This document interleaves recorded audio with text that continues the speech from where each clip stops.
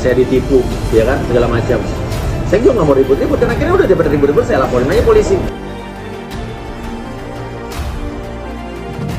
Sejak awal saya berbicara di dalam perkara Novi adalah saya katakan kalau ada pihak-pihak atau lawyer-lawyer yang nyerang-nyerang Novi secara pribadi, maka saya siap membela. Oke? Saya siap membela, saya akan siapkan ribuan pengacara untuk Novi bila perlu.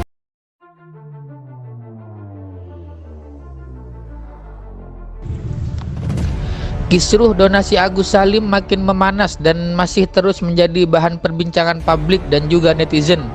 Bahkan kini kasus ini juga makin melebar karena banyak pihak yang ikut memberikan tanggapan mereka atas kejadian yang sudah menimpa Agus.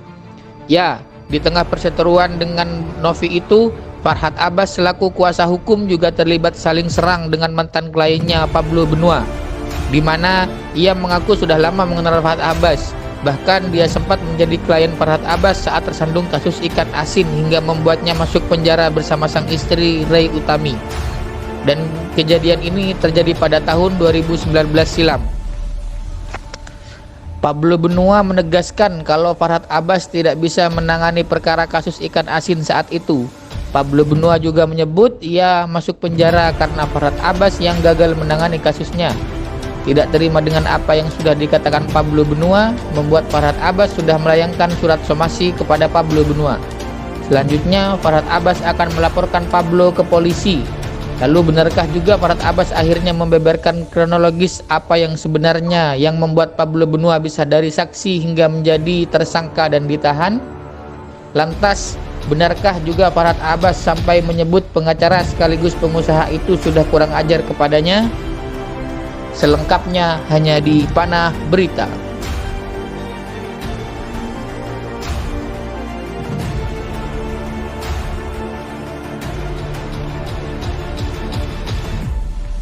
Ya kalaupun saya diam, bukan saya takut atau bukan saya merasa, memang itu memang pembawaan karakter saya, apalagi saya menghormati orang yang datang ya. Gak usah bangun narasi di publik lagi, udah cukup. Benar salah udah urusan belakang, you bring it to the court. Mau baikkan atau tidak urusan kalian di sini. Saya ditipu, ya kan, segala macam. Saya juga nggak mau ribut-ribut, dan akhirnya udah daripada ribut-ribut saya laporin aja polisi. Di jalan kasusnya sekarang, alhamdulillah. Nah sampai akhirnya sekarang berkembang seperti ini kan, ibaratnya capek lagi, ribut tuh capek. Apa makan effort, butuh effort, tenaga, energi. Sedangkan saya kan ada orang yang santai, nyantai. Jadi sekarang kan jadi akhirnya ribet mesin begini sebetulnya. Kalau dibilang podcast saya tadi kan podcast yang lucu-lucuan, isinya artis-artis, jadi begini masalah serius. Cuman apa boleh buat, harus terjadi seperti ini ya jalanin aja gitu. Selama itu ibaratnya kita berbicara suatu hal yang benar, tidak mengarang-arang cerita, tidak membuat satu kebohongan, ya nggak apa-apa. Karena kan ini bicaranya ini sekarang apa ya, YouTube saya sekarang udah bukan hiburan lagi nih, udah jadi serius, ada masalah hukum, politik. Ya di saat itu kalau kita bicara hiburan, kita bikin gimmick-gimmick boleh, tapi kalau untuk masalah serius jangan digimikin lah. Jadi udah jadi serius nih saya nih. Novi bila perlu, oke? Tapi Farhad Abbas memelintir omongan saya. Dia katakan saya akan membiayai 1000 pengacara untuk Novi. Itu adalah ucapan daripada Farhad Abbas.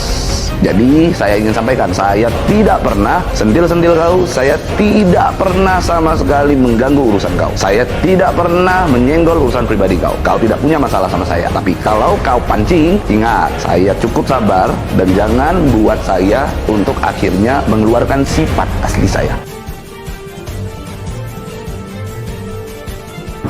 Saya ada ganggu kamu punya hak untuk masuk ke dalam situ, enggak kan? Nggak ada. Saya ada intervensi, enggak kan?